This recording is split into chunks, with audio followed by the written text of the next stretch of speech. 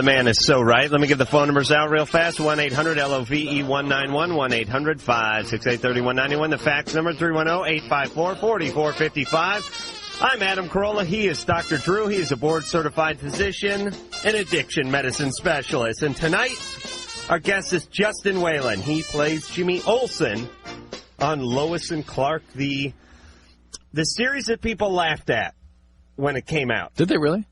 Don't play stupid with me, Drew. I didn't know. What do I know? We got this Hawaiian Superman, and we're making this movie. We're making like a series about Superman again, and everyone went, this is a joke. No one's going to watch this.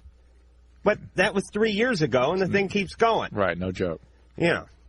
So apparently it's got up a head of steam, and Justin's going to come in and tell us all about it. Drew, how you doing tonight? I'm all right. You know, we got incredible response to your song. Well, the song that you inspired. And what song did I inspire? And that the maestro engineer, the one sack wonder, right. The one nut wonder Mike. I mean, the one we didn't have a song last night, did we? Put together. It wasn't last night. Right. We gave it a break last Thank night. You. But back by popular demand. Yes. No, yes. No, I knew you guys were up to something. Drew. No, I knew it. And can I say that? Pee on this stick. Makes me sick. Pee on this stick. Makes me sick. If I find you stealing my underwear again, here's what's going to happen. Asshole. Stuff like this makes me sick. You're fat. Asshole. You're fat. Can I say that? You're fat. You're overweight. I want to be dominated. You're gay. I want to be dominated. You're gay. When I was 19, I ate about 4 boiled peyote buttons and stayed up all night but felt no effect. It's called intimacy. Can I say that? This is not acceptable. Can I say that? You're fat. Not acceptable. Pee on this stick. Not acceptable. Boiled peyote button. Not acceptable. You're overweight. Not acceptable. Can I say that?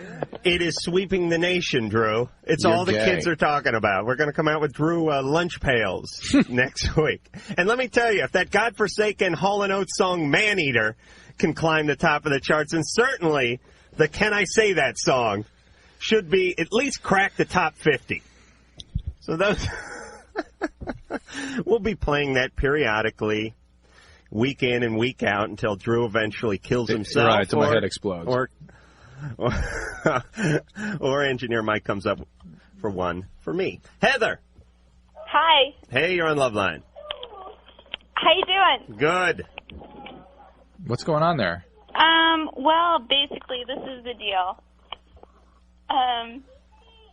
Basically, I work with someone, and kind of like started a relationship with her. Mm-hmm. Is this a boss of yours? Yeah, I think so. Okay, she's above you. Yeah, just slightly. She's above you and on top of you? Now, are there children I hear that you're with right now? Yeah. These are your kids? Yeah. What do you mean? You have to hesitate about that. What do you mean? Oh, no, I'm babysitting for a neighbor. Now, the job you're talking about is not babysitting, is it? No. Okay. All right, so do you have children? Yeah. You do? Married with children, Al Bundy, the whole thing. All right, you have your own children, and you're not babysitting at this time? Mm-mm. Okay. She's being facetious. Continue, Heather. What is your question? Basically, the relationship that I started with this person, it was very brief, and right, because lunch was over and you guys had to get back to work. No, it wasn't like that. Things were stopped, and basically we went back to work, and at a staff meeting, she basically told me that I was not being the person that I should be. Heather, I want you to put this in the form of a question, whatever it is. How can we help? All right, I've had enough of this. I am so tired of us coming out of the chute, falling face forward into a big pile of horse flop. I hate that. Don't you hate that? Forge on. No, it's like we're at the Santa Anita. We're like at we're at the racetrack. And we trip. The whistle goes. The gate comes flying open. You get stuck in the gate. Our shoes are tied together. Yeah. We just lay in a big pile of crap. Yeah. I don't know who to blame. I blame myself. Good. Oh, actually, I blame my parents. You are to blame anyway. Chris. Yeah? What's going on? Oh, cool. Well, if you read the thing, I can go on the internet and just, like, talk. I, like, lost my internet virginity at age 9. What does that mean? It means, like, somewhat... Do you know what VRSEX is? No. Well, it's basically sex over the internet. Somebody put a keyboard up your ass? No, it's not that fun. Okay. That's cool. I want to try that. Okay. Okay.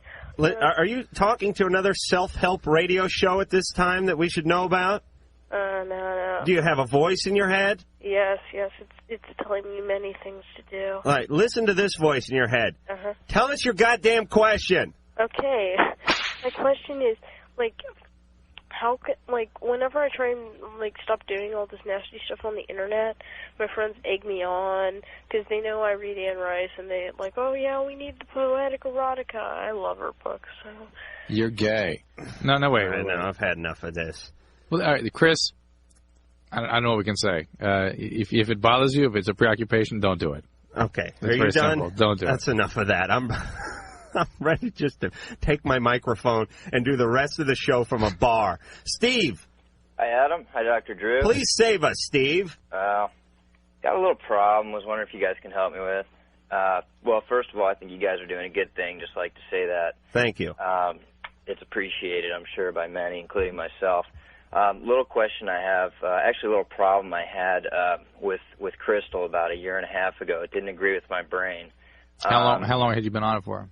Well, to tell you the truth, it was kind of a whirlwind tour of about maybe 8 months or so, pretty much every day. And what do you mean it didn't agree with your brain? No, I was being slightly facetious about that. I mean, the real problems have started afterwards. I did it for about, I'd never really done it before. I was in a high-pressure job, sort of, and I started doing it and then just continued doing it straight for about 8 months before I said, whoa, put the brakes on and quit altogether. All right. And what's your question tonight? My question tonight is now, about a year and a half later, when I get heated up or, you know, upset or angry or something like that, sometimes I get to the point where it's like, I feel like those days that I was using it, I feel like, you know, so intense about things that I almost have to say, you know, excuse me and step out and take a breath or whatever. You know, almost to the point where I'm like seeing things and like lightheaded and that sort of thing. And I'm wondering if they're related. How long have you been off it? Oh God, about probably a year and a half almost.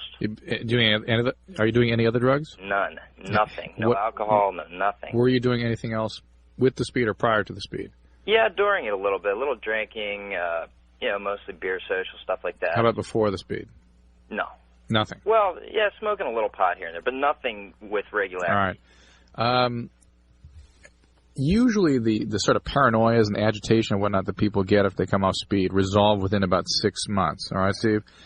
There are, however, persistent problems with anxiety very often, anxiety at panic attacks. Right. People on cocaine will particularly get this, and sometimes they don't begin until 5 years after they stop using. Really? So to have persistent anxiety and mood disturbances after you stop using is not that uncommon.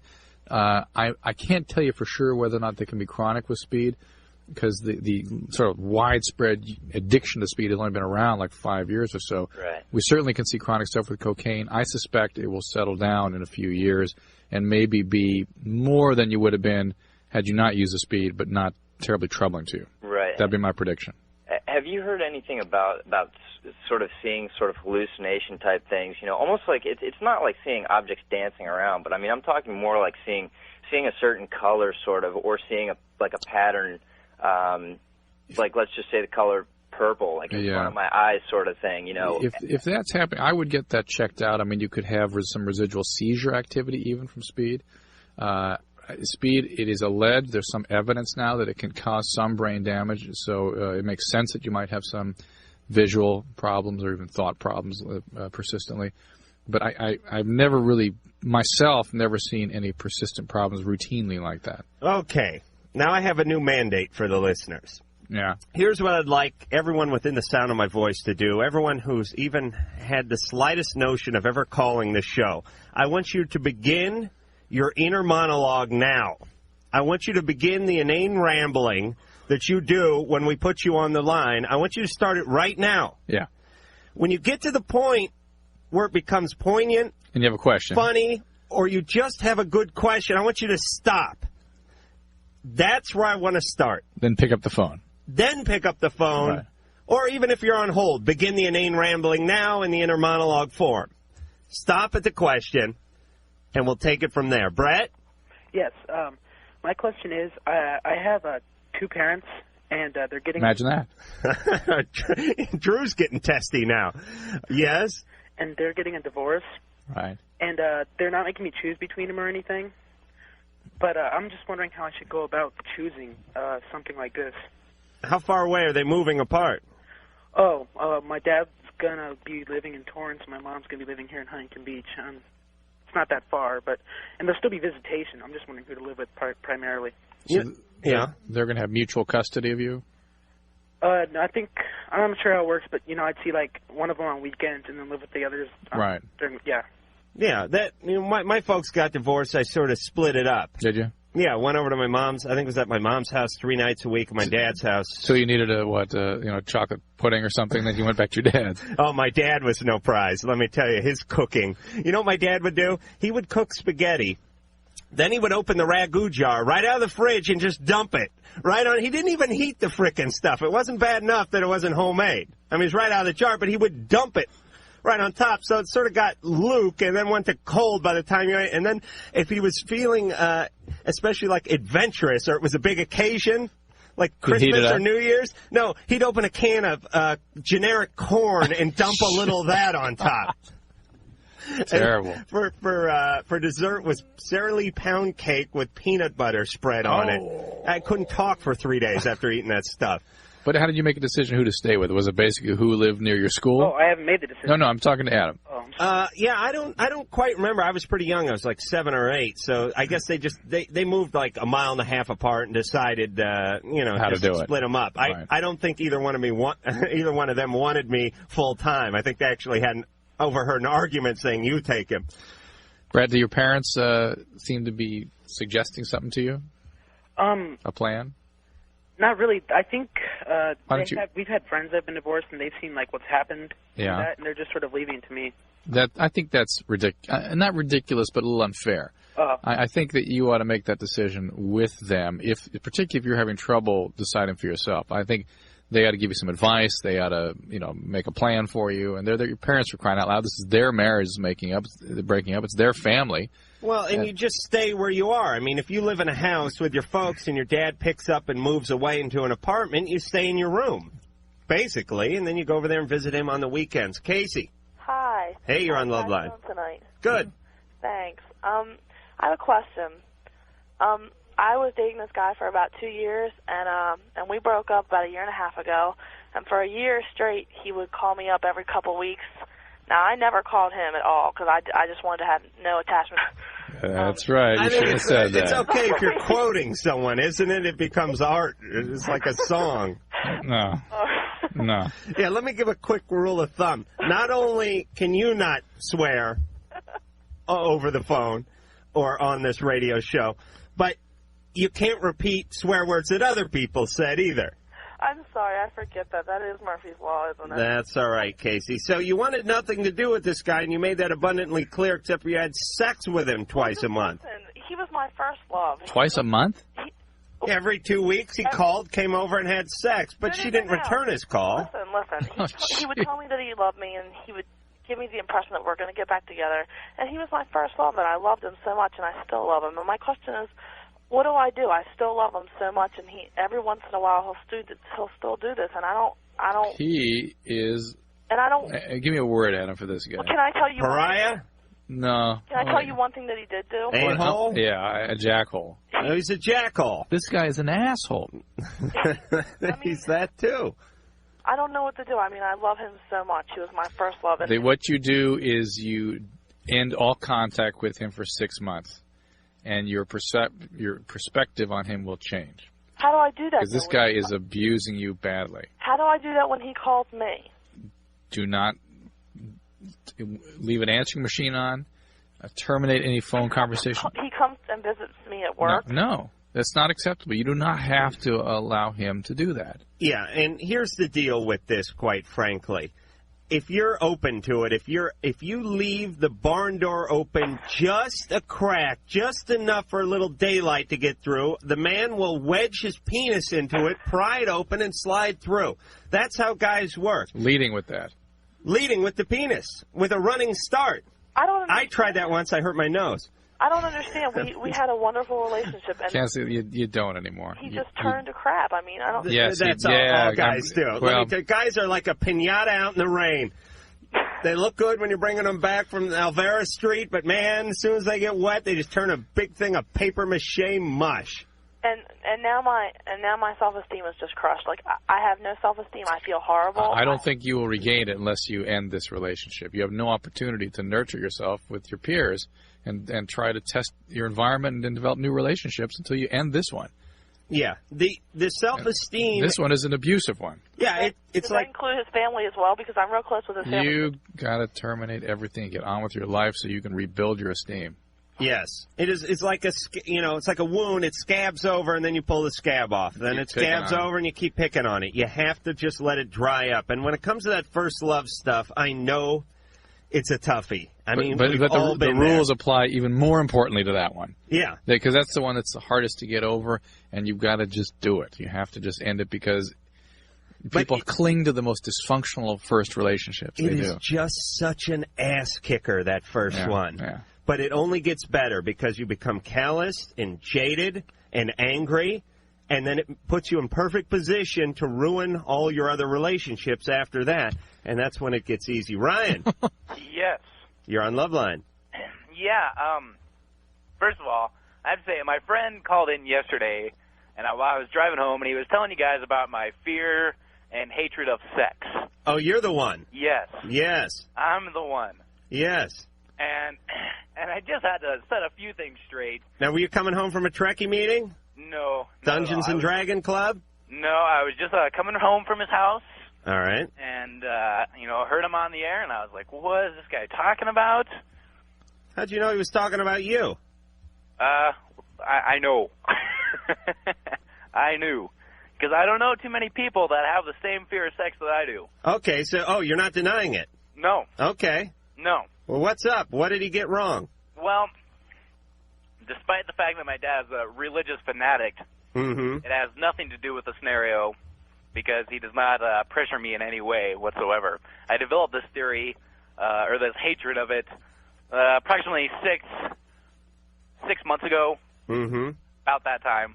Right. And, I was living out of the house, so he has no effect. Okay, how did you develop it?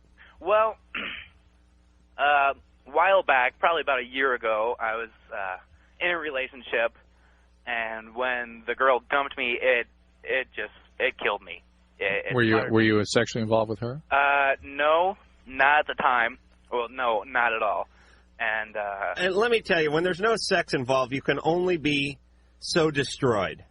I hate to sound like a big I know, and trust me, I know. When I look back at it in hindsight, it's like getting fired from a job you don't get paid much at. Foolish, I mean, you don't like getting fired, but you'll live. I mean, I dropped out of school.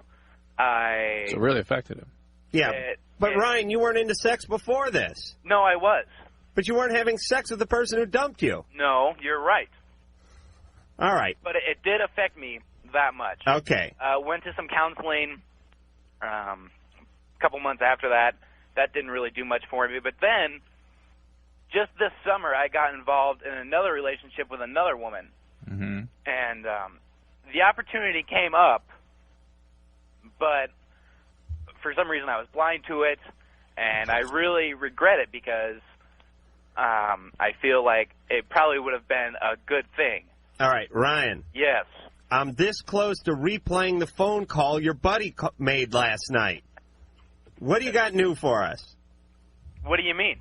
Okay, well, this is his problem. All right, why are you scared of sex? I don't know. That's what I'm talking about. I think it's you're afraid of intimacy, and you were hurt by the relationship you did lose, and you have a sense that being physically intimate with somebody will connect you more intensely emotionally with them, and I think that is accurate. And I think you should have a healthy concern or anxiety about being sexually active. But I suspect if you find a relationship with which you're comfortable and which you achieve some degree of emotional intimacy finally, when you're finally open to that again, then it will seem more appropriate and more you'll be more at ease with the idea of a physical relationship because you already have connected emotionally. So my advice to you is just to be very slow about it, find a good relationship, settle down in it, and I bet all this stuff will settle down. Yeah, and once you get the balls rolling, it'll be fine. Do you understand, Ryan? Yeah. You just need a little push. But you were hurt too badly by that first relationship, and thank goodness you hadn't been sexually active, or God knows how badly you could have been traumatized. Oh, yeah. No, Could because you imagine if he'd gotten laid? No, because that makes it worse, Adam. Humanity. And it's that back to that first time thing again, too. It makes it a lot worse, and that's why people need to be careful with those kinds of relationships. All right. Yeah.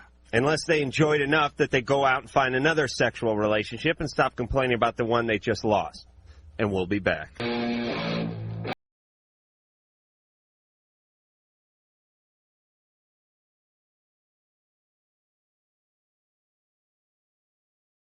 Champagne wishes and caviar dreams.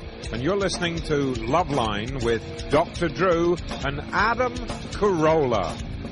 You certainly are, and here's the phone number, 1-800-LOVE-191. The fax number, 310-854-4455. I am Adam Carolla. He is Dr. Drew, and joining us in the studios, Justin Whalin. You know him better as Jimmy Olsen from Lois and Clark. Now, you don't look like the Jimmy Olsen from the old series, and I guess you get that all the time. Yeah, no, I don't look much like him. The whole idea behind him has changed a lot. Yeah, I guess, but Dean Cain doesn't look like George Reeves. No, nor does he play the bumbling idiot like Christopher Reeves did in the movie. So let me ask you: does Dean Cain? You ever see him like in his dressing room shoving a ball of socks or something down the front of the outfit? Because that is the first thing I would do. No, I don't think so. I would put like a folding chair in an ottoman and just come stumbling out on a set every day. Baseball bat or something. Right? Right.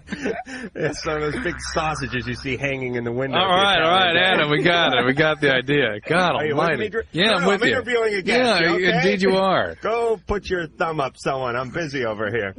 All right, now, Justin, let's talk about the show. You've been on it for one season. It's been on 3 seasons now. This is actually the end of my second season. And did you replace Jimmy Olsen? Yeah, a guy named Michael Landis was playing him the first year, and I started the first episode of the second year. So is it kind of the thing like the drummer in the Partridge Family or something? Did they kill him and then bring you on, or what'd they do? No, it was kind of just a switcheroo. I don't really know all the reasons behind it. I think the network felt he looked a little bit too much like Dean, and they wanted a little bit more of a look differential between the two. What is Dean's nationality? He's Japanese and German. I don't know. He's definitely... Adam, that would be Hawaiian. That's Hawaiian. Yeah. Yeah. Next time you that's what I figured, right? Yeah. Next time you see him, say mahalo. Mahalo? Yeah. Okay, I'll tell him that. And he'll give you one of these. I'm giving the hang loose thing. He's real proud of his Japanese heritage. Let me tell you, you learn the word mahalo. You know, you speak Hawaiian essentially. Don't you? What exactly does mahalo mean? Oh, that's the beauty of mahalo. It means throw your trash here. It means welcome off the airplane. It means go the hell back to the mainland. It means thanks for attending the Don Ho show. Mahalo just means everything. The laziest culture in the world. Fasten your seatbelt. 3 words. Fasten your seatbelt, mahalo. Yeah, it's all mahalo. All right, we're going to get back to the calls, but I just want to talk to you real quickly about, first off, what'd you win an Emmy for? Oh, I won an Emmy for an after-school special with Meredith Baxter and Joanna Cassidy about lesbian mothers raising a son. Oh, I remember that. You were one of the lesbian moms? Yeah. I played. It was a real stretch. But no, you were the kid who was being raised, and yeah, I was raised, and it was about the prejudice that I dealt with having 2 lesbian mothers. Right, yeah. You know, when I was growing up, they had stuff about, like a real hard-hitting after-school special would be like, Mom Burnt the Fudge was one of them. They just didn't... Could you imagine when you were growing up an after-school special being about lesbian moms? In fact, I think that's where the Conjunction Junction originated, was somewhere in between the after-school specials. Well, even this one was a little too hot a topic for even these days. A lot of affiliates wouldn't air it. But you got the Emmy out of it. But I got the Emmy, so I really wasn't one of care. those cheap local Emmys, was it? No, it was the real Emmy. It was the real deal. So you know these people that say, yeah, I won an Emmy, but it's for Fresno. It's like a local Emmy. It's just a Fresno They did like a used car commercial in Fresno, won a local Emmy, and they're mounting on their hood and bragging about it. No, it's the real deal. We're going to the phones. You're going to help us out. Billy. Hey. Hey, you're on Loveline. Adam, how are you? Good. Dr. Drew. Billy. Got a little question for you. Go ahead. It's a question about herpes. All right. Remember, we're calling those happies now. Oh, right. right. Yeah, I got the happies. We're going to make people comfortable about talking about them. Well, actually, I don't think I have them. Somebody said that she thinks I have them, but I have never had any symptoms of having the happies. She has been diagnosed with them now? Well, that's sort of speculation. It's not like the big, nasty, seething, heinous happies. Had a little abrasion once. You're going to have to stop talking with, metaphor. What happened? She went to a doctor and they said you probably have herpes? Yeah. Okay. And how long ago did she get diagnosed? This is a while ago. How long ago did you have contact with her? It's been months. Okay. And she alleges that you were the only person that she had contact with before going in for this test. Right. All right. I've never had any symptoms at all. Indeed, either of you could have had it and not know it. Okay. It is certainly more likely for a woman to have it and not know it than a man, because it's usually pretty visible, even if it's not terribly symptomatic. Men will notice something. Typically, it is quite symptomatic, and it's often associated with a flu-like syndrome and a lot of swelling of the lymph nodes down in your inguinal area. That initial outbreak, which it can be quite uncomfortable, quite a lot of burning and pain, would usually resolve within 2 weeks, and then it will recur. And it will recur generally in the same place that the original outbreak occurred. And the subsequent outbreaks are much less intense, and they tend to sort of recur less frequently and less intensely with time, and finally really kind of stop occurring. Let me ask you a happy-related question, Happies. Drew. Happies-related question. Happy simplex. How often is your normal outbreak? Let's say I have the happies. Mm-hmm. I've had it for a while. I've had my initial outbreak. Is there an average? I know it varies from person to person. I know it varies to stuff like exposure to sunlight and stress and stuff like that. But what would be your average? I would speculate that in the first couple of years, anyway, it's probably every 1 to 3 months. Okay. And then it tends to get longer and longer between the intervals. The intervals between the outbreaks get longer and longer as time goes along. And women may not know they have it. They can just feel some pelvic pain, feel kind of uncomfortable, feel like they have a flu. Is that because the happies is lodged in them? Can be up inside, that's right. And guys, let me tell you, nothing gets by a man and his penis. But it may, when it goes, men Am I have right, Justin? Oh, yeah. But men also have a great deal of denial. You go over here with a fine-tooth comb every night, don't you? Yeah, that's my best friend. But men also have a great deal of denial, and they may see something there and go, oh, I don't want to see the doctor, it's okay, it's not hurting me, and it goes away in 2 weeks, and they go, oh, it's nothing, forget it. Well, what I'll do is if I have some discoloration on my penis, I'll paint my penis that entire color so it doesn't stand out and I can move on. Well, the only time I've ever had a sore on it is when I used it too hard when I was a kid. We driving in a nail? What were we using it for, Billy? Well, I see. Things got a little rough. I understand. Wait, were you by yourself or with somebody else? Of course, by myself. Yeah, it was one of those sick days from junior high? No, it was every day at junior high. That's better. So either of you could have had it, frankly. More likely to have been her that had it. It's a case in point for why people should wear condoms, because people can harbor things and not even know it. And certainly if you do have any hint or belief that you might have herpes or warts, you've got to wear a condom because you are always potentially contagious. Sarah. Hello. Hey, you're on Loveline. Hi. I have a question for Dr. Drew. Yes, sir. I am interested to know if it's possible for a woman to be sewn up somewhat to, shall I say, make everything a little tighter. You mean like if you have an episiotomy after you give childbirth or something? Exactly, that sort of thing. But what just for people that don't understand the whole, you guys are looking at me with the strangest, most pained look. No, I'm going to have this operation performed on my wife. If I can't make mine bigger, if we can't bring... Well, exactly. Muhammad can't go to the mountain, we'll bring the mountain to Muhammad. That's what I'm saying. What was that? I don't know what that was. The mountain moving? The mountain came to Muhammad. It's all relative. Well, just for people that don't understand, what happens very often when the first child is born, the women will tear. Right. And so to prevent that, the doctor will cut along the perineum, maybe halfway to the rectum even, and then sew it back up again. And there still can be some tearing, and sometimes the tearing even goes right through the rectum. No!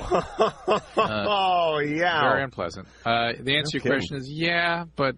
I'm thinking when I get married, I'm going to have my wife's mouth sewn up, too. Not completely, but just enough to make the penis look wider. Would you agree with that, Drew? No. But, Sarah, yeah, there can be things like that done, but it's not something that is a big deal for people. Sarah, what's going on? Well, no, it just seems to me like... It seems to me like you shouldn't be obsessing about things like this, frankly. Well... Drew, let her talk. Well, I wouldn't call it an obsession, for one thing. I mean, Preoccupied. It's a matter of curiosity. Thinking about it. All right, it can be done. The answer, if it's just curiosity, the answer is it can be done. Sarah. Yes? When you have sex with your man, is it like ringing the dinner triangle? Is that what's going on? No, I wouldn't necessarily say that, but I mean, it seems like...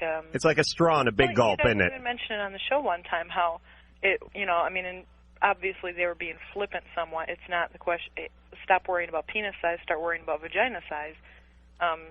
It just seems like if everybody's so worried about their penises being too small, but if you just made the vaginas a little smaller, then it wouldn't be really an issue anymore. But the size of the male genitalia is not an issue of experience for the male. It's some kind of strange... Oh, yes, it is. No. Drew, let me say this, and I'm serious now. How about a drawstring being woven in there somehow? Could be like a Crown Royal sack. It'd be like a golf glove, the size that fits all. You're with a man, you want to feel him a little better, you cinch it up a little. You're with another guy, you let a little out. Yeah. Sarah? Yeah? It can be done. Are you repulsed? No. Are you going to get it done? No. Okay. I am repulsed. The whole idea of someone coming near your genitals with something sharp just frightens me. Well, there's the whole piercing thing. Yeah, I wouldn't do it. You wouldn't do it? No, I wouldn't do it. You don't have any tats, any piercings? No, I wouldn't do it. You still get chicks? Oh, don't be modest. You get chicks. Yeah. But that's probably because of the TV show. But right. You'd probably still get some on your own, right? Once in a while. Not the same caliber of Not chick, the same caliber. but definitely. some. I mean, there's some. All right, there's one. I got one. Justin, Jesus, man. Do not agree to everything this man says. God only knows what he'll have you agreeing to in a few moments. Leading me down a road. That yeah, believe me. We're going to go a little farther down the road when we come back.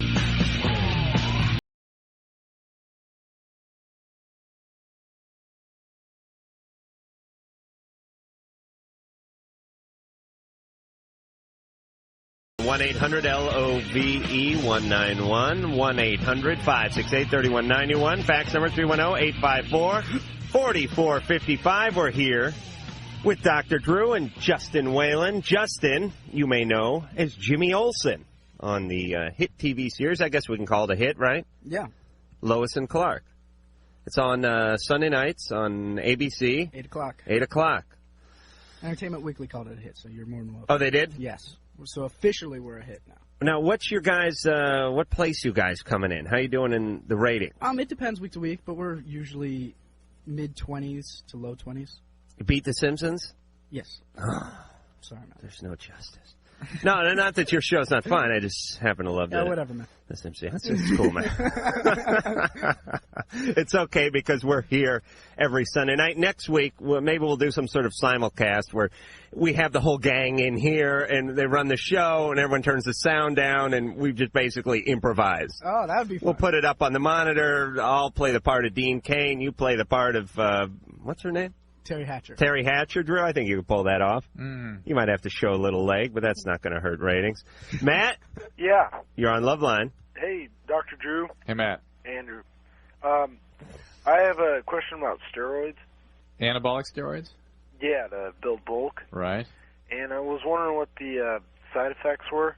And what I've heard about those roid rages, and I just want to know what the side effect profile is prodigious. It's a protein list of problems, not the least of which is death. Okay? Mood disturbances. I've seen people commit suicide from these drugs. There's serious liver problems, kidney failure, heart attacks, strokes, high blood pressure. Go to the penis, Drew. There's testicular shrinkage, infertility. No, I was talking about me. Chronic erectile dysfunction. I've seen that. People who never again regain their erectile function. And these substances were never, ever meant to be used on healthy people. But wait a minute, Drew, you look good in trunks. There's no way that something like this is going to enhance your health. It can only put you in danger. Matt, why do you need this? To build bulk. Right. But here's the deal. Let me give a quick physique thing here. And Justin, you jump in any time. You seem like a healthy lad. You look like you're in proportion. Thank you. I haven't checked the nether regions yet, but everything looks like it's hanging fine on him. Stop looking at me that way. Matt, listen. Yeah. let me tell you what women like. Let me tell you about the guys who bulk themselves up too much. By the way, this is for men. It's not for women. Women don't like it. Men bulk themselves up so other men fear them. Women cannot stand big, jukebox-looking, dorky, bulky, clunky guys. Women like guys with physiques like swimmers, guys with physiques like middleweight. I'm saying this because basically I'm like middleweight boxers, guys with physiques like dancers or cyclists or something like that. Why do you want to bulk up? Is it for football or something? I'm just real scrawny. Yeah, but look how much trim, your David Bowies and your Mick Jaggers. Yeah, Mick Jagger did just fine. Although I got to believe some of that's got to do with the band. I just got to believe that. Might have been a couple drugs, but I don't know. The point is, and also when you change yourself too much, you know what you look like? You look like one of those cars you see when some guy gets himself like a 79 Datsun B210. Basically gets like a $400 car, and then he sinks $8,000 into it. He puts the top on it. He puts the wheels on it. He gives it the paint job. And what it basically looks like is a $400 Datsun that you sunk too much into, and you just look like a bigger a-hole.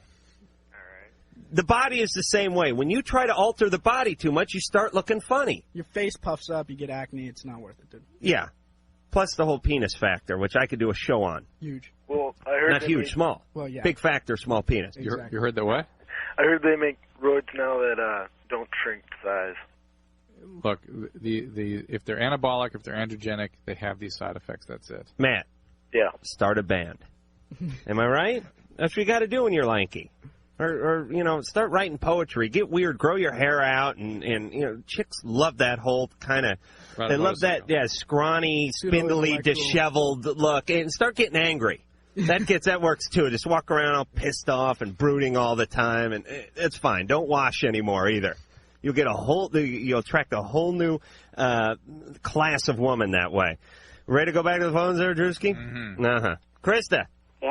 Hi, Adam. How Drew? How are you doing? Good. Say hi to Justin.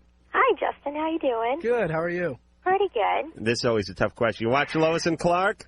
I'm so sorry I don't. Oh, for Christ's sake. Does anyone have the brains to lie anymore? What happened to common courtesy? Okay, definitely. Every Sunday. Sunday, you enjoy it? Oh, wonderful show. Wonderful. You think Justin's doing a good job? Wonderful job. Mm-hmm. Excellent job. Okay. Fantastic. Okay, my question is, the last couple of months, I have had just no inclination at all to have a sexual relationship with my husband. And I'm wondering what I can do to get that kind of spark back there. How long has this been? It's been, I'd say, a good 2-3 months. Justin Whalin, TV's Jimmy Olsen, what do you think? Man, that's brutal. I don't know. If you're married, how long have you been married? We've been married a little over 2 years. 2 years, and you don't find him attractive anymore? No, it's not that. I think it may have to do with I have a lot of stress going on in my life right now, and a lot of decisions that I'm making, and it's not that he's not attractive. I'm just so stressed and kind of overworked that I'm so tired. I'm thinking that may have something to do with it. So, is he getting upset? Are you there? We're here. Is he getting upset? I'm sorry, what? Is he getting upset about it? Well, kind of. He's kind of thinking maybe there's something wrong with him. Uh-huh. Now, does he take the proper channels to coax you into sex? Yeah. Does he give you like draw a bath for you and sprinkle a trail of rose petals over to the tub and do all that crap that never works? Not to that extreme, but he does do all that stuff, massages, and makes me dinner and stuff like that to, try to relax me. Something's not working. And it still ain't working because I got to tell you, the next move he makes is going to be for hookers, Krista. I know men. No. We'll start with rose petals, end with hookers. Krista, do you have kids? No. Oh, my God, no. Are you on any medications? No. Are you on the birth control pill? Nope. Did you recently come off the birth control pill? No. All right. You a Rush Limbaugh fan? No. That can slow down the libido. No. All right. Well, I agree with what these guys are telling you then. Just, it may just be, you're going to be married for a long time. You may have transient periods where that's not a priority, and both of you just have to be patient with that and pay attention to it and try to find a way back. But just recognize that a lot of things come to bear on your relationship, and this may be a time when that's not a priority. I'm going to get a lot of flack for this next comment, by the way. But should I just turn my headphone down? And maybe I don't know. Maybe I'm coming from just maybe. Okay, just maybe. But here's my take.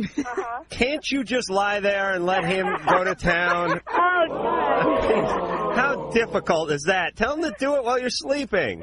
Oh, my God, he tries. It doesn't matter. I won't wake up. You wake up? I'll wake up. He'll say, honey, come on.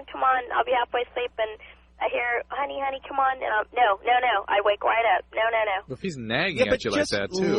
Let just be there. I mean, you like the guy, right? Oh, I love it. Well, how many calories you burning just lying there? Believe me, that's more than I get.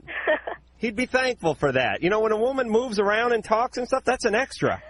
That's like Jimmy's on the Sunday. That's not standard. That's air conditioning in a moonroof. That's not tires in an engine. Do you know what I'm saying, Krista? Yeah. So what's wrong? So just Ann is giving me a look. Well, I want to know if maybe it's something that'll eventually go away, or if there's something that I can Krista, I don't know how many different ways we can all say this. We believe it's something that will eventually go away. Yeah, it's going to be him. Eventually, he's going to go away. No, I don't think so. I think that when she's less stressed, when there's other time for it, make some time. Some time for it. Yeah, but try to aim towards it becoming a higher priority, and it'll be fine. Good luck. Oh, that's a tough one. Justin. Hey, how you doing? Not that Justin. This Justin. You're on Loveline. Hey, Adam. Hey, Dr. Drew. Hey, Justin. How you guys doing? Good, man. How are you? Good, thanks. I have a question about the gay aptitude test. Yeah. All right, I listened last night, and I took it myself. I only scored a 21. I think I'm safe. Yeah, you're in there. And I gave it to a few people at school today, and they all seemed. Everybody got into it, and I had women asking me if there was one for them. Yes, there will be the lesbian aptitude test, the LAT, the LAT. Is that coming soon? Yeah, that'll be coming next week. Is there an HAT? Yeah, the heterosexual, that'll be tomorrow night. Oh, all right. So again, poise yourselves with the pad and pencil, because that'll be coming tomorrow night. Yeah, I still have my people out there. I have a team of college students, interns. They're out researching right now. I've sent them to the bowling alleys. I've sent them to the golf courses and to the sandal shops around this fine country of ours. They're pulling together questions, and we're putting together the test as we speak. Okay? That's great. Oh, what about, what's going to be on this, though? Have you got any ideas? For the lesbian test, well, there'll be talk about love of performers, of course, the Katie Langs and various other female performers. There'll be the love of sports. There'll be the short cropped hair portion. If we can see where the barber shaved the back of your neck, that could be something. Wait, I have a question here. Give yourself a point for every flannel shirt you have, stuff like that. Well, I've had a debate with my girlfriend. Is Sheryl Crow gay? Is she a lesbian? Well, she'd have to take the test in order to be official lesbian, I would imagine. I don't think she's a known lesbian, no. Can you get her on the show to take it, maybe? Oh, Ann is giving the universal thumbs in with the lesbian look. Is that true? Ann is thinking yes. Oh, really? Although Ann claims any attractive, successful woman is a lesbian. He thinks Candice Bergen's a lesbian. Less I do competition. not. Where'd you get that from? I just made that up, Ann. Thank you. Just trying to incriminate you on the air. Yeah, well, if we get Sheryl Crow in here, I promise I will ask her about the lesbianism. Don't tell her it was me, though. Yeah, Justin from I don't know where, want to know if you're a lesbian? Yeah, what's she going to do, hunt you down and kill you? I'm hoping not. All right, but do stay tuned for the heterosexual test, and then later, possibly in this week or beginning of next week, the lesbian test. I feel like I'm doing something with my life at this point. What would that be? I feel like Rorschach. Not the guy from Welcome Back, Carter. The guy who came up with the psychological test. Right. I feel like Pavlov. You're contributing to the evolution of the scientific Yes, and I would like all the people within the sound of my voice to write these tests down, to take them to school, to work, to church, perhaps, to have people fill these things out, to find out. And if, God forbid, something should happen to me, well, then my minions will keep the dream alive. A lot like Martin Luther King. You have minions? Not really. I got one minion. Just. Can you have one minion? And we'll be back.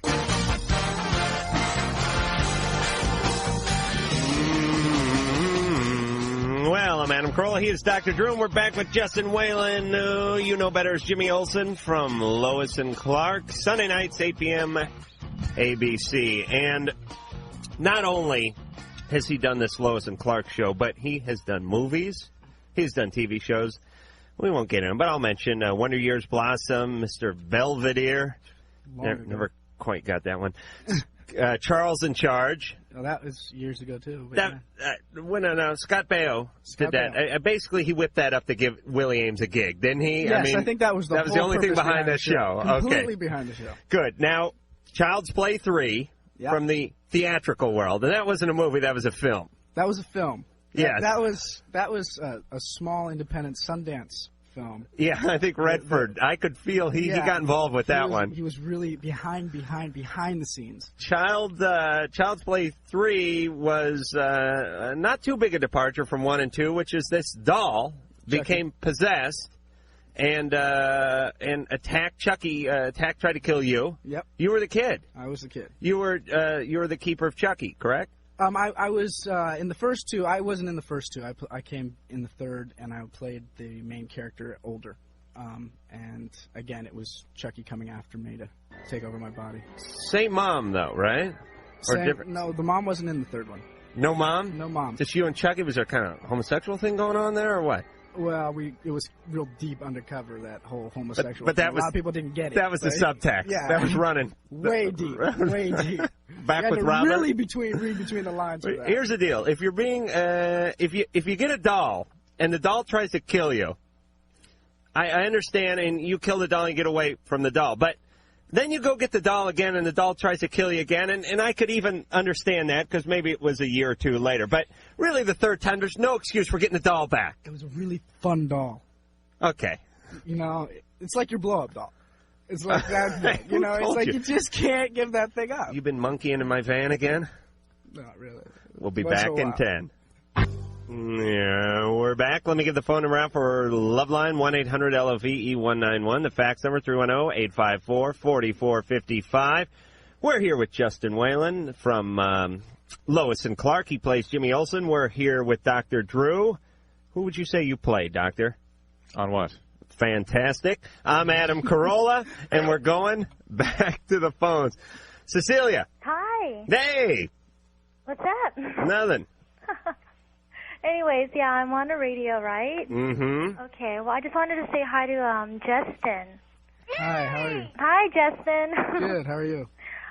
Yeah, I just wanted to let you know that, I watch Lois and Clark every Sunday, and I think you guys are doing an awesome job on there. Thank you. It's not like he's writing the show, you understand. He just kind of shows up and they pay him. I know. Oh, you write the show? No. Yeah, I'm aware of that. I think that's cool. Now, what do you like about the show, Cecilia? Well, for one thing, I like all the actors in there, Right. I think Terry, she's great. Right. She doesn't play some bimbo, No, so that's a little disappointing. But okay. She's doing a fine job, and she's become such a sex symbol. Oh, really? Too. Oh, yeah. Yeah, and I think in large or in no small part because she's probably playing a more intelligent character. If she was playing sort of a bimbo, I don't think she would have been become the nation's darling the way she is and have her pictures spread out all over the internet and whatnot. Well, she's supposed to be a journalist. Mm-hmm. You ever think about Dean Cain? I'm sorry? You ever think about Dean Cain in a special way? Dean Cain? Yeah, he would be in the show that you love. Yeah, Superman. Yeah, that too. Yeah. I think he's really cute. Yeah. And are they married now? Not yet. Weren't they getting married? Well, it was the whole twist, man. For Christ's sake, I saw them advertising the wedding one 8 years ago. They're not married yet? To get married. Cecilia, but explain he it to has him. amnesia. Exactly. Tell him how it is. What happened? He had amnesia? Yeah. He thought he was back on Maui? You know what? I resent you saying that Hawaiians are lazy people. When did you say that? I did say it.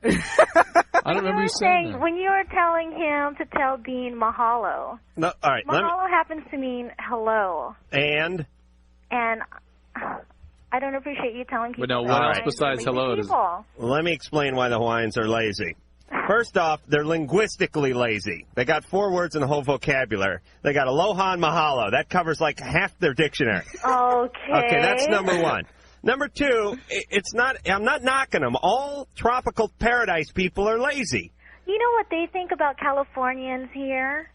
They think tourist bucks. That's what they think. Seattle, Washington. They think that we are so lazy, that we are so kicked back. Yeah, that's why? It's because they're jealous. Let me tell you something about this Hawaii. There's one building over 2 stories that was built by mainlanders. Do you understand that? You think Don Ho built that?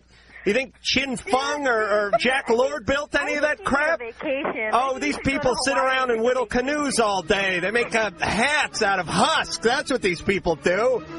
You go over there, they give you a longboard ride. It's all tourism. I do need to. I'd like to go to Hawaii. I think I keep this wrap up. They're going to send me a few tickets. What do you think? Great strip bars in Hawaii. I'll tell you one brand of people in Hawaii aren't lazy. It's the strippers.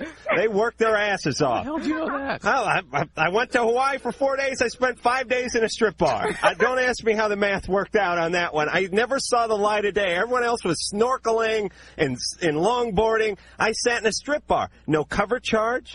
Totally nude. You can drink and see total nudity. All right. Gosh, you know what? I wanted to say hi to Justin, and gee, thanks a lot. All right. Bye, Cecilia. Mahalo. Look, it's not a knock. The hotter the weather, the lazier the people get. It gets hot, they got to nap all day. When they're there. You're not saying it's a lazy... No, I'm saying the whole island's lazy. Yeah, but anybody who happens to be fortunate enough to be there is probably going to get lazy. Well, we're on vacation. We can be lazy. Right. We're paying, $300 a night to stay in a Hilton to be lazy.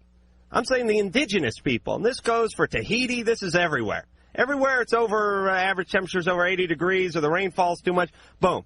You go to the cold weather places, people work. They got to keep moving. You got to break a sweat. I'm so right. Come on. You know this. Where else do they nap but in the lazy countries, in the hot countries? It's big nap time. They don't have nap time in Germany. They're too busy cranking out vintage automobiles and watches and chocolate and whatnot. When's the last time you saw, like, Bora Bora try to take over the world? They have the huts with thatch roofs over there. They lie around in the sun. They smoke pot and they eat pineapple and they have a great time. God bless them. They lived to 150. All right. I'm lost now. What do you want to do, Drew? I want to take 5 for me, please. People know I'm right. That's why they get mad. Lisa. Hi. Hey, you're on Loveline. Hi, Adam. Hi, Dr. Drew. Hi, Lisa. Justin. Hi, Lisa. Loveline's really cool. You're all doing a good job. I do watch Lois and Clark. Yay. It's a good show. I have a question for Dr. Drew. Yeah, what's up? I take Effexor, Plaquenil, and Tagamet. Right. Other times, prednisone. Right. Do you have arthritis or something? No, I have, long-term illnesses. Inflammatory bowel disease, or what do you got? I have, I have stomach trouble. They don't know exactly what. They can't really find out. Right. I have Hashimoto's right. disease, and I have possible lupus. So you're getting all the steroids and whatnot, and the Plaquenil for this lupus thing. Yeah. Okay. So all kind of stuff. And what is lupus, Drew? Lupus is an autoimmune disease where your immune system attacks various organs, most significantly skin and kidney and joints. It can also attack the lung. So if you have lupus, will you have skin conditions? You ever seen Pinky, the painting over at the Huntington Museum? Oh, I thought you were talking Pinky in the Brain. No. They'll get what's called a malar rash, sort of a typical classic rash of lupus. Right across the bridge of the nose. You're giving a museum reference, Drew? Well, that painting has a picture of somebody with a malar eruption. Do they have a porn section in there? What? Is there a porn section in this museum? That's what they ought to do. Then I'd get out once in a while. Igor and Brainiac over here. Igor. All right, so Lisa, throw your ass right out of here. So it's Plaquenil, Effexor, and Tagamet, right? Yeah. All right, what's the question? And I get really bad canker sores, and I have a lot of sores in my mouth at times. Mm-hmm. I sometimes get them down in my throat. That can be part of lupus, Yeah, and I used to take Zovirix. Right. And they said that they weren't sure if I could take it or not because I can't counteract it with all my other medication. So, is that true that I can't take it, or is there anything else? There are 2 or 3 good antiviral drugs right now. There's Famvir and Valtrex, both of which would be alternatives to the Zovirax. However, I doubt that this is actually a viral eruption you're getting in your mouth. If indeed you have lupus, the mouth sores are part of the lupus syndrome very often. And okay. By the same token, all those medications you're on, almost every one of them can cause mouth sores too, by themselves. Oh, okay. So you have plenty of reasons to be getting sores in your mouth, and I wouldn't be encouraging you to add another medication. Yeah. But just a caveat here, be careful with Effexor. That's one of the only antidepressants that I've seen a rather serious withdrawal syndrome from. If you come off, it come off very, very slowly. Good luck, Lisa. Charlene. Yeah. You're on Loveline. Hi. Hey. Hi, Dr. Drew. Charlene. Hi, Adam. Hi. Hi, Justin. Hello. I'd just like to say that I listen to your show every chance I get, and I think it's really informative. And I also watch Lois and Clark every week. I think it's kind of bad, though, how Lois lost her memory, though. It really sucks. Lois I thought Dean Cain lost his memory. No, Lois lost her memory. I figured some people might get upset about that. Yeah. I thought they were going to get together. What happened? Well, they got married, but it ended up he married a clone, and oh my God. Yeah, it's very confusing. Long story. Long story. Basically, she ended up getting kidnapped by Lex Luthor, lost her memory, and they're kind of back to square one. But so this is fiction. No, it's real. Oh, I didn't know. Yeah. All right, so you didn't buy that, Charlene, or you were upset by it? I was upset by it because I was ready for them to get together because they've been, playing like dating on and on. Right, like, right. Come on, just get together already. Right. If they do that, then the show will be over. So. You're not one of those people who goes to the movies and yells at the screen, are you? No. Okay. Almost. Just checking. You had a question? Yeah, I do. When my boyfriend and I first started going out, and we were having sex, and I used to come in pretty much all different positions. And then he started going down on me, and then I started to have an orgasm in that position, or doing that. So then now I can't have an orgasm in any other position. Mm-hmm. So only when he goes down on me. You've been ruined. Is that what it is? It feels that way. I don't know if it's psychological or what. It feels that way. I was trying to explain this last night. Wasn't I? Oh, don't give me that look. I don't know. This is when Ann started yelling at me in the hall about this one during the commercial. I was saying you get used to a certain thing. Right, right. That feels good. That becomes your way. Right, right. Meaning, let me explain how the human body works. I really, and not just sexually, but the human body is on a mechanical autopilot. When you get into your car, you do the same ritual every time with the seatbelt. You turn the stereo on at the same time. You revert everything. When you put the keys in the door and the deadbolt, and you do that whole flip with the remote control and the TV, it's all the same. Otherwise, you would spend 45 minutes negotiating like the dishwasher every night, and it wouldn't work. You go on autopilot. That's why when you go to someone else's house and they give you the TV remote, you go, where's the on button? And they go to the upper left. And you go, no, well, what's it doing there? It's not there. Where is it? And you can't find it because your thumb is on mechanical, physical remote. Otherwise, there would have to be 70 hours in the day for you to get through it. Do you understand, Drew? I understand. Sexually, it's no different. You get used to a certain thing, that thing feels good, that's what floats your boat, and all of a sudden, that's the way you become. That is the danger of going down on your woman, gentlemen. She could enjoy it so much that could just become, you'd have to quit your job and stay home.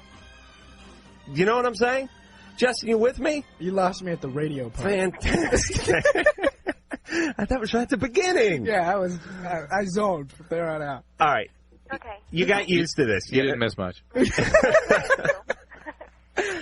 Charlene, you're going to have to, you know what you're going to have to do? Here's what you're going to have to do. You're going to have to break yourself. Like getting a new TV and a new remote, like moving to a new apartment. You need to reacquaint yourself with your erogenous zones. You need to break the cycle. Do you know what I'm saying? Yeah. No going down for 2 weeks. I don't care what happens. You don't have an orgasm, you don't have an orgasm. Believe me, love will find a way. Yeah, that's what I was thinking. I thought that might work. Yes, necessity is the mother of invention. If this guy got cold-cocked and had his jaw wired shut, you'd figure something out. Lord knows if I broke my left hand, I'd become inventive. Believe me, that's how it adapts. This is humans. You know, we came from the sea. You know what I'm saying? This is the evolution of man. Came from the sea? I'm saying you evolved. I'm saying if my left arm got cut off, I would start masturbating with my foot, and I may not pull it off, but my kids and their kids would eventually get long, flexible legs. I so much with don't want to hear. big toes. I just so much don't want to hear about this. You don't? What's the matter with you, Drew? You're all stuffy tonight. Carrie. Hi. Hey. Hi, Justin. Hi, how are you? Adam. Hi, Dr. Drew. Hi. I have a problem. It's kind of an unusual problem, I hope. A mutual friend of my boyfriend and I has a very bad, well, actually, he's pretty much all around offensive, but the main thing that's offending to us is that he smells really bad, and it's causing a lot of stress in our relationship. I don't know what to do. Tell him. Well, oh, it ain't that easy. Which relationship is getting stressed by this? Well, actually, both. I'm treating my friend, I guess, badly because I'm starting to get really sick of it, and my boyfriend is, like, sick of hearing me talk about it. So does it not bother your boyfriend? Yeah, it does, a little. But not much. It bothers you more. Yeah, is this Justin? Yeah. Yeah. I asked him about it. He says, well, he didn't like it, but he doesn't, like, complain about it. It's not a big problem for him. He's not. Women have more sensitive olfactory senses. And I'm not also They can smell sensitive things more easily than men. Really? Yeah. That is one of God's great jokes. That they can smell? That women have very sensitive sense of smell. Why? What's so funny about that? Well, because men have very not good sense of smell, but very. That goes along with my crawling from the sea thing. There's certain duties men have to partake in where the nose does not need to be as developed. Yeah, but they tend to produce smells that are not exactly appreciated. Is his birthday coming up? Well, it's what? Is this friend of yours' birthday coming up? Not for a couple of months, but he always smells. Well, buy him some deodorant and some cologne as a joke gift or something. No, don't do it as a joke. He's going to love that. But you're going to have some kind of direct conversation with him. But I would do it from similar to the way you're describing. Get him some kind of a kit of things. Say, look, this. Oh yeah, that's not going to be offensive. Whatever it's going to be troubling to him. But you're going to have to do it. I mean, do it from the standpoint of telling him you want him to be able to. Smell better. Why don't you get him one of those suction penis enlargers while you're at it too, and just throw that into the kid? Why stop there? I imagine he needs it. Get him a toupee. Get him a book on how to pick up single women. He's going to lose the friendship if he doesn't do something. He doesn't know it. I find that hard to believe. I mean, he doesn't know it. We can be sitting in the same. He can be in the back seat of the car, and if I'm in the front seat, I have to keep the window down. He doesn't know it. He doesn't know it? He doesn't know it. Okay. All right, Carrie, let me ask you this. Yes. Do you think it has to do with hygiene, or is this something he's just spooing? Yeah. I was going to ask Dr. Drew about that. Oh, don't worry about Drew. I got the answer. It could, he has to shave his butt. Is that the deal? Yes. I was a medical Hey, come on, man. for almost 7 years, and I'm 30 years old, and like I was telling Sherry, between those two things, I have never smelled anything like it. All right. Let me explain how the funk goes. I've talked about this before. Yeah, you have. People have their own funk. People like to pass it off as, hey, that guy needs a shower. And sure, there are incidences when you see some guy and he's a transient on the street or something and he smells because he's been, sleeping under a bench or something. But most people who get up and go to work and everything, it does not have to do with hygiene. But sometimes it does. You can put a dent in it. Yeah. Yeah. You put enough talc, and there's something. You put enough talc on yourself, you can mask almost any smell. But normally, you produce your own smell. Right. And it's not because he's a dirty guy. It's because he has his funk, and everyone has their own stink going. Yeah. Here's the beauty of stink, though, in human beings. Once you walk into the apartment, you go, oh, Christ, I couldn't take a second of this. And then, 4 hours later, you're sitting in there, and you don't notice it until you go back outside again. We're adaptable. Again, coming from the sea. I thought about you before in his apartment, and it didn't work with him. It didn't go away. You know how you say you adjust? All right, so this guy's got a real problem. But when you open the door, you go, I am not going to be able to stand 30 seconds of this, and you can hang out in there. Yeah. You don't like it, but you can hang out in there. So do I just say, give him a gift, though, and some suggestions of what he can do. Oh, and Carrie, picture this. Let me tell you, even guys that don't get a funk going, they get it going when they're having sex. You get that whole sex stink going. Oh, could you imagine this guy on top of you? Oh, my God. That's more information than we all need. Imagine him just going away. Please, I'm trying not Oh, he's on top, and he puts both hands up on the headboard. You know what I'm saying? Justin, am I right? There's a certain kind of funk you get going when you're having sex. You're scaring me. But it's true. Isn't it? Come on. Yeah. No. Yes, yes. Oh, come on. Drew, back me up. You release certain hormones. The same ones you release when you're coming from the sea. Pheromones. Pheromones. Oh, it's the pheromones. Well, you release the hormones, and that creates the pheromones. All right, whatever. Yeah. All right. Yeah. Okay. All right, Drew. Where's your horse been, by the way? It really hasn't gotten out of the barn in a while. Oh, I'm sure it'll cut loose soon. I'm getting ready to cut loose in a second. Matt. Yeah. You're on Loveline. Drew's getting punchy over there. Drew, pull it together. Let's go. We got a show to do. Matt, ask Justin a question. Well, he might know about this. I don't know, but it's more for Drew. What's up, Matt? Okay, me and my friend are joining Job Corps, and they have mandatory drug tests. It's Corps, by the way, like Marine Corps. No, it's Corps. Like a dead body. C-O-R-P-S-E? C-O-R-P-S. That's core. That's core. Pronounced core. Well, whatever. That's why he's joining. Yeah, exactly. No, and I was wondering how long or if LSD would show up in the urine test. I'm not aware of any widely used urine test for acid. There are some blood tests now, and I had heard there's a urine test available, so I don't know if it's being done routinely. So in terms of how long it would be in the urine, it would be only for a day or two. Oh, okay. Because that helps out. I'm planning a little psychedelic experience coming up. Fantastic. Hey, Matt. Yeah. Over there on the Job Corps, do you think they would feed you stuff like chili relleno? I don't know. Okay. Well, another play on words, you see, Drew. Yeah. I just worry about the casual approach to LSD these days. It's such a dangerous drug. He's going to the Job Corps. Let him have a good time. I believe LSD stays in your system almost longer forever. Than ever. Yeah. Forever? Possibly. Well, there's debate tissues, about it that it may stay in the fat forever. And some of the theories are that the sort of flashbacks are actually the release of LSD from the fat tissue. Exactly. Matt.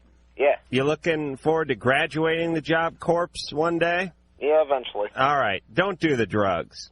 Keep your brain pristine. Okay? So if you ever do decide to use it, at least it'll be there as an instrument that could be used. Yes. Let me say this, Matt. Yeah. We're all unique in our own way. Do you know what I'm saying? Justin? Yeah. You're leaving, aren't you? Yeah, I gotta go. You had enough? Plenty. You're going to shower when you get home and try to... I'm going to get rid of this smell, this thing. There's a funk in I'm here. going to come from the sea, and my pheromones are going to be all back together. Do you see what you learn on this show? I feel enlightened. Justin Whalin, I want to thank you for coming in. Much success on the Lois and Clark gig. Thank you Again, 8 p.m. on ABC, Sunday evenings. And we'll be back. Thank you.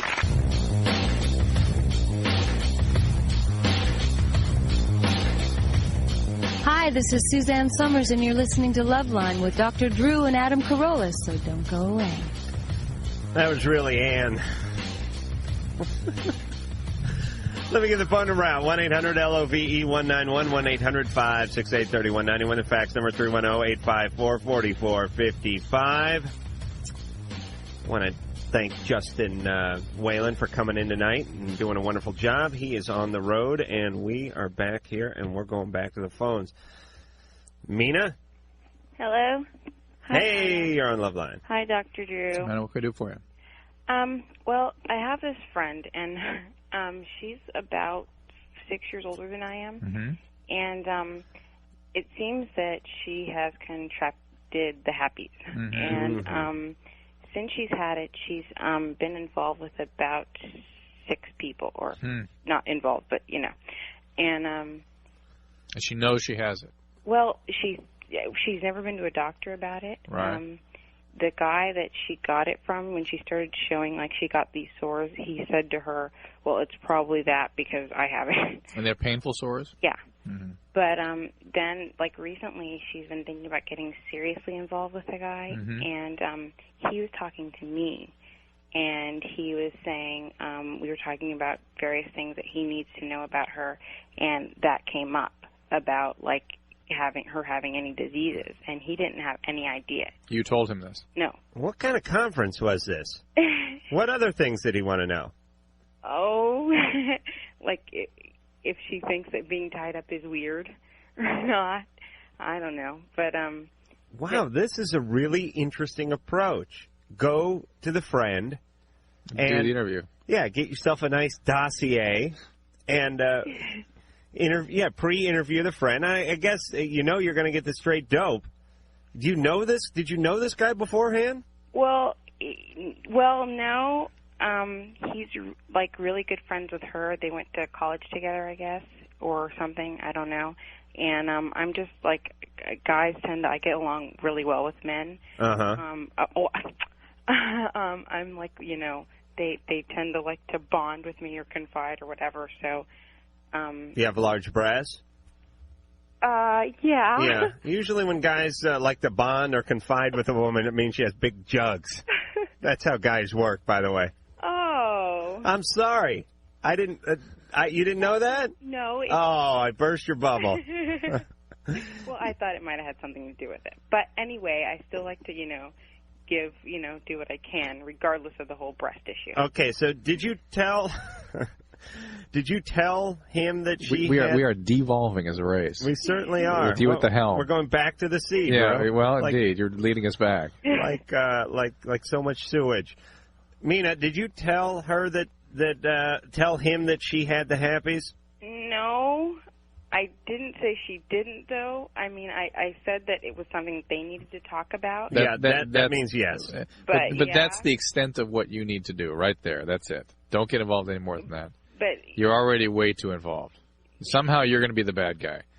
She has an obligation to tell him if she, in fact, knows that's what she has. See, I don't think that she's really, she understands the extent of, like, what she has. And, like, she doesn't want to have kids, but, like, she hasn't been to a doctor. And I, like, tried to get her to read. Just remind her that it's going to increase her risk of cervical cancer, and that's really the only significant problem with this disease.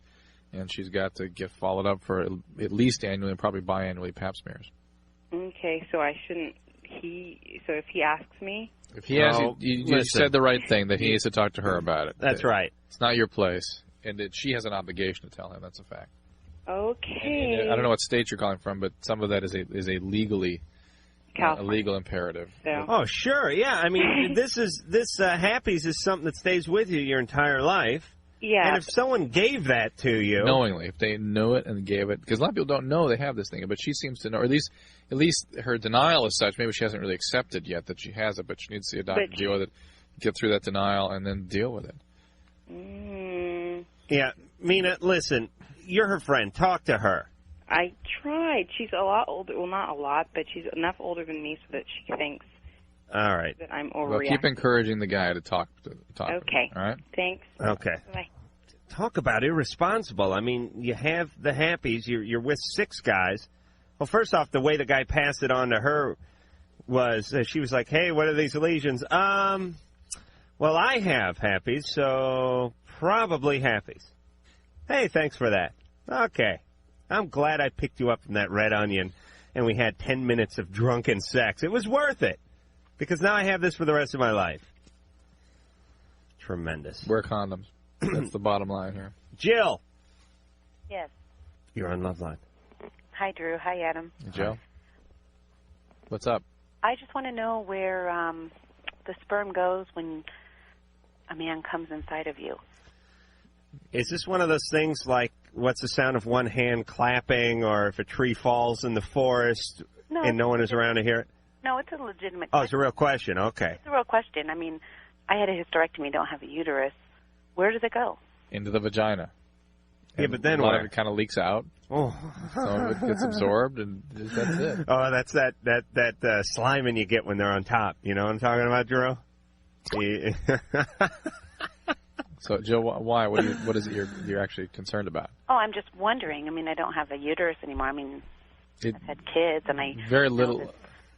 The sperm goes up there. Very little of it gets up there anyway. Oh, really? Yeah. So just kind of gets absorbed? Well, let me explain. And or just falls out. It goes, a certain percentage. I think about 40% of it will end up in the comforter. Another 60%, or actually about 55% will be in the sheet. And then there's the 5% miscellaneous mystery sperm, which could be anywhere spread out between the hamper, the kitchen. That sometimes will just get caught in your hair and you wear it to work.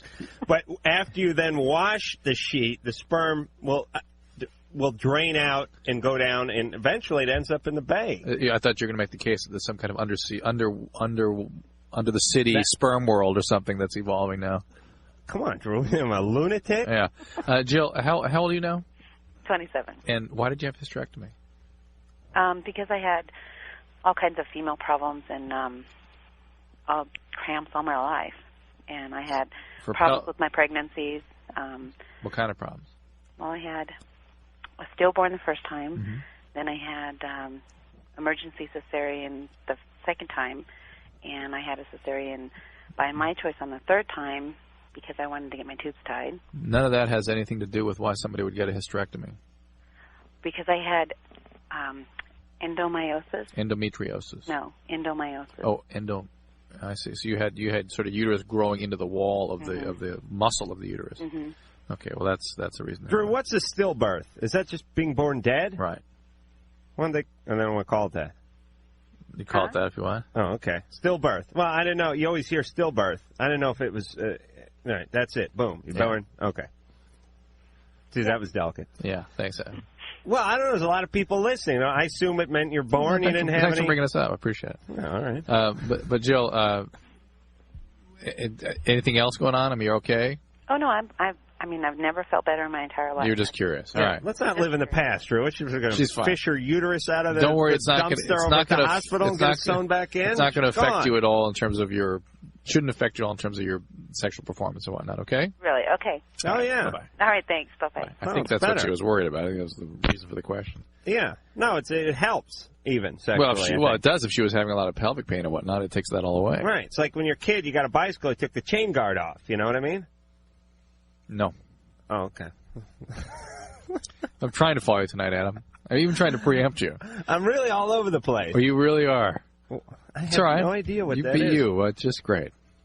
Thank you. Jacob. Oh, I've been trying 2 months to get on here. Yeah, 2 months seems to be the standard length of effort to get on this. It's never a month and a half. It's never 3 months. It's always 2 months, which always leads me to believe it's BS. But go ahead, Jacob. I've been listening to your show for the past 3 months, and you guys are great. I stay up every night to hear you. Thank you. Okay, I went out with this girl for about a month and a half, and I was just completely in love with her, and I thought she was completely in love with me. And then I go off for Christmas break, and I'm gone the full 2 weeks, and I get back, and she kind of treats me like crap. Right. And she dumped, and we kind of break up, and then she goes out with a good friend of mine like 2 weeks later, and I see them together every day, and I have problems with it. Should I go up and confront her about it? No. Or should I just keep it all in? I don't know if you should keep it in necessarily, but you should just accept what is and let that relationship drift away. Don't have any kind of interaction with her if you can possibly avoid it. Was she your first sort of love? Basically, yeah. Yeah. So as Adam was saying tonight, that's the hard one. Yeah. That is just hellacious. I mean, the average duration that it takes someone to get over a lost relationship like this is about not so much the first time, but just on average 6 months. And that 6 months really has to be with no contact, if at all possible. Alrighty. So you got to just kind of hang in there. The most important thing you can do is not hold your feelings in, but find people you can express them to, I've talked who can support you, and then get on with your life. Because as soon as you find somebody else, suddenly those feelings will magically disappear. Yeah, well, I mean, it's not like I let her, ruin my life. We got it. I go on, but it's just Good. depressing me to see her with him. Of course. Every day. Of course, but let it be. Let me give my quick take on this, too, by the way. And this is would fall in the heading of legitimate advice, something we've been in desperate need of tonight. You've been avoiding it pretty carefully. No, but I've given some thought to. Oh. You're going to, when the relationship ends, especially if you're the dumpee, which means not that you got dumped, but that they took a dump on you before they dumped you. You've been dumped. Dumped upon. You've been dumped upon and dumped in every way imaginable. You're going to be miserable. It could be 6 months. It could be a year. You are going to be, especially if it's your first relationship, you're going to be torn apart. Here's the important thing. You must keep going, and you must be able to look back at this time in years to come and go, at least I didn't waste my life. Meaning, I kept up with my studies. Right. I kept going to the gym. I didn't drop out of school and spiral into alcoholism and drug abuse. Over this stupid thing. Right. This happened to me when I was 19 or 20. You spiraled into drug abuse? No, I'm doing that now. Oh. then I had a stronger constitution, and I just said, I'm miserable. I feel like crying every day, but I'm gonna work. I'm gonna study. I'm gonna do whatever I have to do, and I'm gonna keep up. And even if I'm sort of ruined inside, I'm not gonna let it ruin my life on the outside, because that's what you can't get back. Right. I mean, there are going to be times in your life when you're unhappy, but you can't pack it in. Right.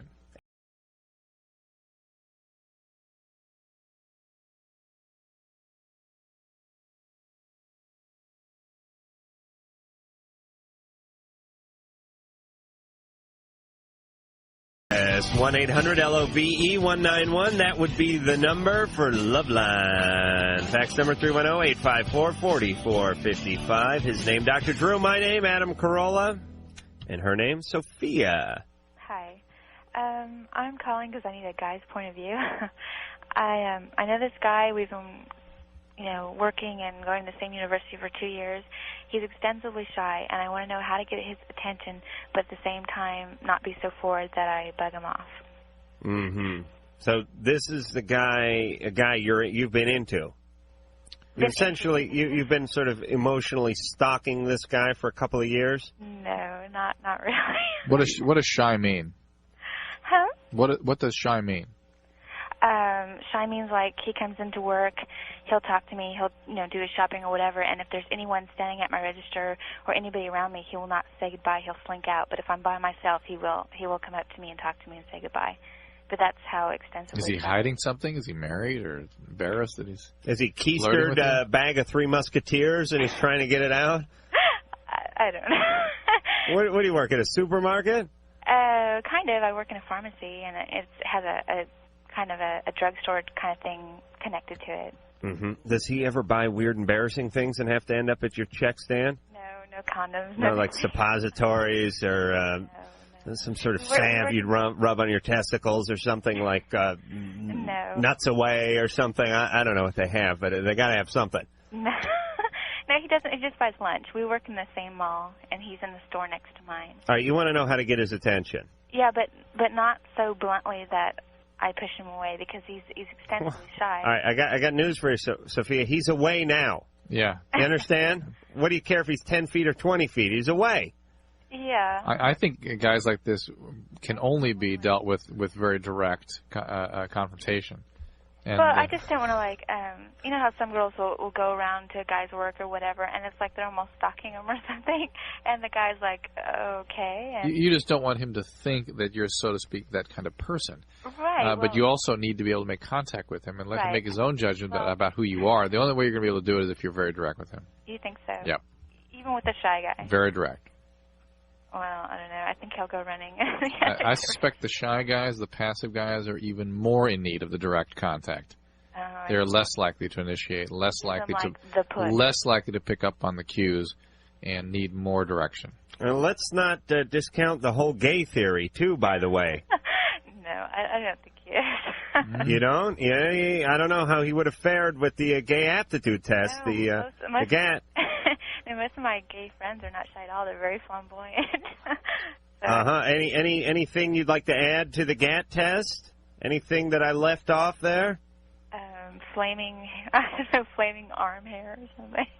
No, most of my gay friends are very flaming, very flamboyant. This is the kind of guy who would sit in the back of the room at a dance club and never move kind of guy. But all right. He's very sweet. Listen, you're going to have to kickstart the guy like a rusty moped. You know what I'm saying? Yeah, sort of. I'm just afraid that he'll think I'm too forward. Sophia, let him decide for himself who you are after you develop a relationship. I think the only way you're going to have relationships is if you are a little bit forward with him. Yeah, you at least have to make that initial move. Otherwise, I mean, I don't... I'm just living in a world of make-believe like Angie, baby. Tanya. Hi. Hi, Adam. Hi, Dr. Drew. Hey. Okay. My problem is one night I had two of my friends over, and one of my friends confessed that she was a lesbian. Mm-hmm.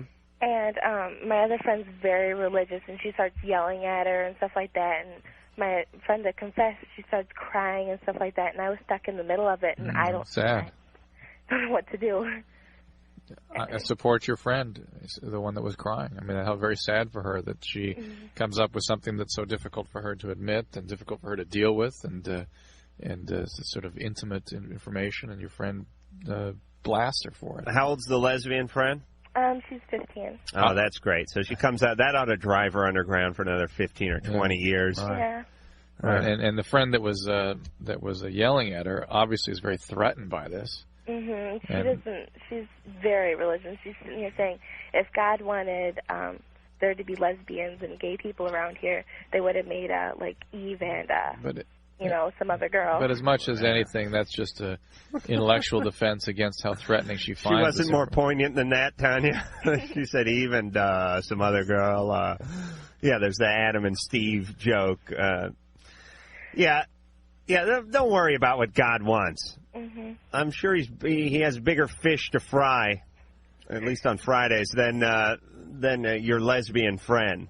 Yeah. I love all that. All right, I'm not going off on religion, but these people, if God wanted, you know that, like, you know what the hell you're talking about. You're living in a freaking trailer. If God wanted man, it's ridiculous. Yeah. So I should just. All right, Tanya, you gotta support your friend.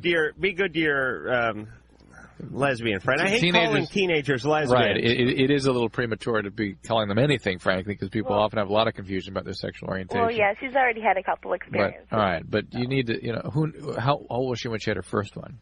I think she was 13 or 14. I'm not really sure. She's so young. I mean, it must all be very confusing and painful for her. Yeah, so support her with that and get her.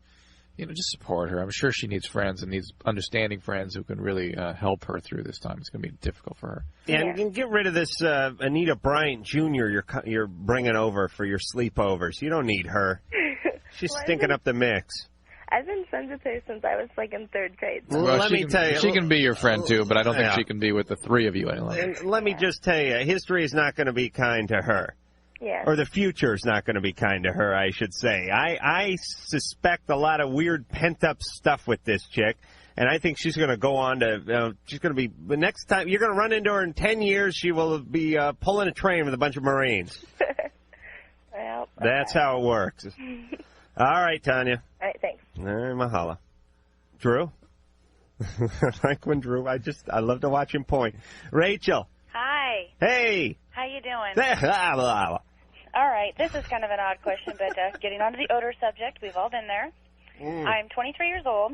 Yes. And in the last couple months, I've noticed kind of a sour smell coming from my genital area. Right. I bathe every day, constantly, and it's becoming a problem. I notice it. You weren't transporting any backyard fruit, were you? Not at all. Okay, because some people, they'll do anything. Backyard fruit? I don't know where he comes up with this stuff. You see the sign when you're like entering Nevada or whatever, please, no backyard fruit. And some people will go to any length to evade the authorities. You know what I'm saying? I see. Get those med flies into California. He could have a bag of lemons where the sun don't shine. That's Rachel, all I'm saying. That's a sign of an infection in the vagina. Okay. And most likely either trichomonas or Gardnerella.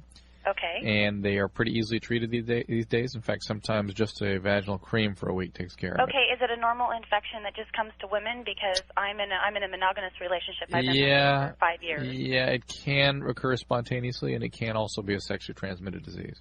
Okay. If a man contacts it, he can harbor it in the penis and transmit it then. And it does also seem to just develop spontaneously sometimes. Okay, so I should just go see my physician. Yep. It's very easy to treat. Thank you. Okay, and you ought to be screened for other things, too, just to make sure that's the infection it is. But and when you go to the gynecologist with those types of problems, it's best to tip a little extra on those days. Am I right, Drew? No. A little something for the effort. You know what I'm saying. No, it's best to be straightforward, honest. We see this kind of stuff all the time. All I'm saying is in the military, you get a little bump up for the hazardous duty pay. You know, when you go on the mine sweep in the Mekong Delta, they give you a little something extra because there's a little more danger involved. Yeah, and?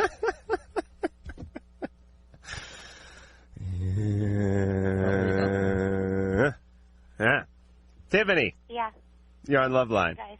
Drew, put your hand down. Just asking for help. You're always wrong. I don't know anything about radio, but one thing I do know is you're always wrong when it comes to radio. What do you need, another 14 years in this business? I've not paid attention 1 minute to the radio part of this job. Tiffany. Yeah. No kidding. What's your question? I have a problem. I'm 4 months pregnant by my ex-boyfriend. He has another girl pregnant. Well, I didn't tell anybody, until I knew for sure that I was pregnant. You're 4 months pregnant by your ex-boyfriend, and he has another girlfriend? Yeah. And she's 2 months pregnant. No, I don't know how far along she is. But she's pregnant. Yeah. Okay, see, when I'm running things, guys like this will be pulled out and sterilized. That's it. You screw up twice, boom, that's it. No doubt, huh? No doubt. Because Anyways, yeah, all right, go ahead. So I didn't even tell my best friend, and I really care about her a lot. She's like my best friend, anyways. Well, after I told her, it seemed like our whole group, the whole relationships between everybody changed. Everybody's fighting and stuff, and she constantly fights with me. Mm-hmm. And we have other friends too, and I'll go someplace with them, and she just gets all mad or whatever. Wait, this is your best friend, but this has nothing to do with the other girl who got pregnant. No. You don't know her or anything. Okay, she's not involved. Because my best friend calls her and asks about how she's doing. So you're. They weren't even friends. All right, I have a take here. I've come up with a theory. Your best friend is seeing the ex-boyfriend too. No, that could be. She used to like him, I know. Okay, but here this is before me and him got together. This is So this guy had her too. No, she's seeing. Okay, the girl that's she's seeing her brother. So I think she's trying. I don't know what she's doing. I don't know what the deal is, but I tried to talk to her tonight. We all got in a big old fight, and I just told him that I want all of them to leave me alone. Well, what'd someone do? Just put a fence up around your town and corral everyone in the middle and say y'all start having sex? What is it, 4 guys in this? Where are you calling from? Bakersfield. Oh, I guess so. Yeah. Oh no. No kidding. No, but the guy that Mandy's kind of seeing, he's got a girl pregnant too. Yeah. All right. The brother of the girl that Joey's with. All right. Anyways. Fantastic. So, anyway. This is wonderful. Forget about this Savannah show. They ought to just make one called Bakersfield. Listen. A bunch of people sitting around screwing all day and drinking beer. I guess. But she's always getting mad at me about nothing. I mean, well, Tiffany, there's a hidden thing. There's missing information. I know what it is. What is it? Tiffany, because she came out with the pregnancy thing, is getting some extra attention. No, it's not. There's something much more. There's some undercurrent of something. Something has got everybody's emotions charged up and on edge. And when you don't know what it is, but you're going to have to figure it out and find out. You're going to have to confront these people very directly and repeatedly with what is going on here. What is the problem that is disrupting these relationships? That's what I want to know. And we can't guess. We can't guess, and you can't guess. You're going to have to ask them for the information. They're going to have to give it to Tiffany? Yeah. You're going to put the youngin' up for adoption? You're going to raise it yourself? What are you going to do? I'm going to raise it myself. Mandy wanted me to get an abortion the whole time. Right. And she's all, I'll take you. You got to get it done. You got to get it done. Well, I never believed in abortion until I got That's what she's mad about. Maybe she's worried how she's going to lose you. You're not going to share the same kind of life any longer. I don't know what the deal is. All right. Well, listen. Confront her. I have, and we fight. All right. Tiffany, listen, we don't have time for this. You have to do it in a very mature way. And if she starts getting combative, you have to be the one that brings it back down to a conversational tone. Mm-hmm. You have to be the mature one. You understand? I've tried. Try it again, and we'll be back.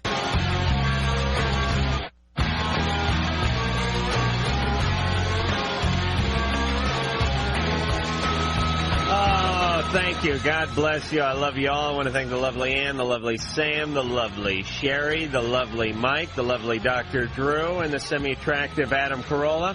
And we'll talk to you tomorrow night.